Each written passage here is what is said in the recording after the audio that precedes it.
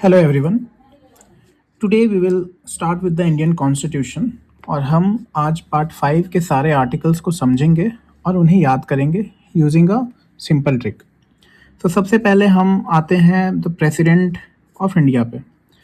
तो इसके लिए जो हमारे पास ट्रिक है उसे याद करने के लिए आपको एक फ्रेज़ को रिलेट करना पड़ेगा ना, क्योंकि प्रेसिडेंट जो होता है वो मियरली नॉमिनल हेड होता है। He is not the real head.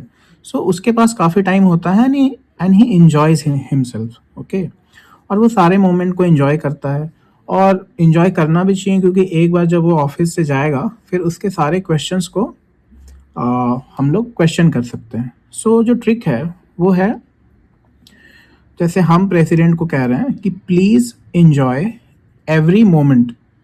Y? Because time eventually questions choices one performed. ठीक है, नाउ हम आते हैं आर्टिकल की तरफ।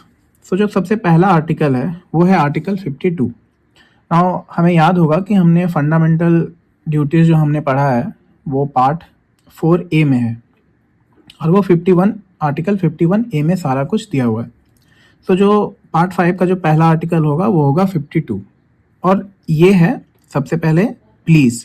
सो पी से प्रेसिडेंट ऑफ इंडिया, सीधा सा बात है, there shall be a president of India. Next article is article 53। ये बोलता है एग्जीक्यूटिव हेड। कैसे याद होगा? प्लीज इंजॉय, ई से एग्जीक्यूटिव हेड।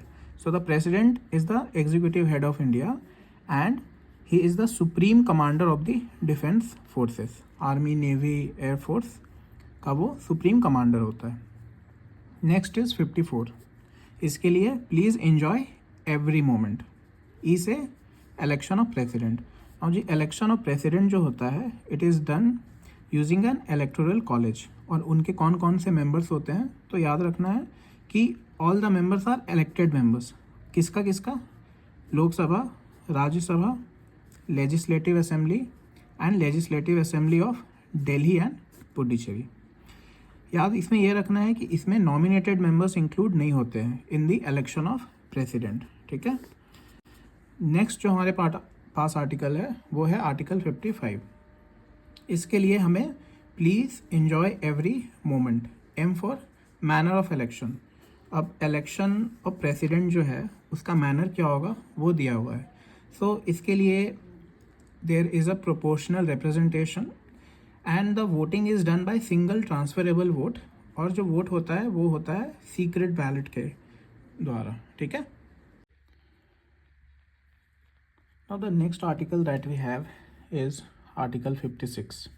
और इसके लिए नाउ टाइम, टी से टर्म ऑफ द ऑफिस। इसके लिए जो प्रेसिडेंट का जो टर्म होता है दैट इज़ फॉर 5 years। अगर उसे रेजिग्नेशन देना है then he will give it to the vice president और फिर वाइस प्रेसिडेंट जो है वो स्पीकर ऑफ लोकसभा को कम्युनिकेट कर देता है। सिमिलरली अगर वाइस प्रेसिडेंट को देना है रेजिग्नेशन तो वो प्रेसिडेंट को देता है। ठीक है, now when we talk about the removal of president, उसका इम्पीचमेंट का प्रोसेस है जो हम लोग आगे देखेंगे। And the ground is violation of the constitution. ठीक है, नाउ प्रेसिडेंट तब तक ऑफिस कंटिन्यू करता है जब तक कि उसका जो सक्सेसर है वो ऑफिस में एंटर नहीं करता है। Next article is article 57। इसके लिए ट्रिक है टाइम इवेंचुअली क्वेश्चंस, इवेंचुअली, ई से एलिजिबिलिटी फॉर री इलेक्शन। अब प्रेसिडेंट का री इलेक्शन में कोई बार नहीं है, he can be elected for any number of times, कितने भी बार उसे उसका इलेक्शन हो सकता है। Next article is article 58। Now time eventually question, question, Q से क्वालिफिकेशन। तो क्वालिफिकेशन क्या होना चाहिए? सिटीजन ऑफ इंडिया, 35 साल कंप्लीट हो जाना चाहिए and qualified to become a member of Lok Sabha. ठीक है, क्वालिफाइड होना चाहिए, मेंबर होना is not important, qualification is important. और कोई भी ऑफिस ऑफ प्रॉफिट को होल्ड नहीं करना चाहिए। देन उसके बाद का जो आर्टिकल है दैट इज़ आर्टिकल 59। उसके लिए टाइम इवेंचुअली क्वेश्चंस चॉइसेस, सी से कंडीशन ऑफ प्रेसिडेंट्स ऑफिस। तो प्रेसिडेंट का ऑफिस के लिए क्या क्या कंडीशन है? पहला, उसको स्टैंडिंग एमपी नहीं होना चाहिए। अगर वो एमपी होगा तो फिर उसको अपना सीट को वेकेट करना पड़ेगा। दूसरा, उसको कोई भी ऑफिस ऑफ प्रॉफिट को होल्ड नहीं करना होगा। इसके बाद जो अगला आर्टिकल है वो है आर्टिकल 60। इसके लिए time eventually questions choices 1 perform. ठीक है, तो ओ से ओथ हो जाएगा, या आप ऐसे भी कर सकते हो कि जो 60 है, जो 0 है, उससे आप इसको ओ के जैसे आप ओथ पढ़ सकते हो। ओथ क्या होता है? सीजीआई के प्रेजेंस में होता है, और अगर सीजीआई नहीं है फिर इन द ये एब्सेंस नहीं, ये प्रेजेंस होगा, in the presence of senior most जज of the Supreme Court. Last है इम्पीचमेंट का प्रोसेस। ये होता है अगर प्रेसिडेंट को रिमूव करना है then there is a process for impeachment. क्या है? जो प्रपोजल है वो किसी भी हाउस में इनिशिएट हो सकता है, दैट इज़ इधर इन द लोकसभा और इन द राज्यसभा। जो रेजोल्यूशन है वो साइन कितने मेंबर से होना चाहिए? 1/4 of the total members. Notice दिया जाएगा 14 डेज का टू द प्रेसिडेंट। और जो रेजोल्यूशन है after inquiry by the other house, उसको पास होना पड़ेगा बाय 2/3 मेजॉरिटी।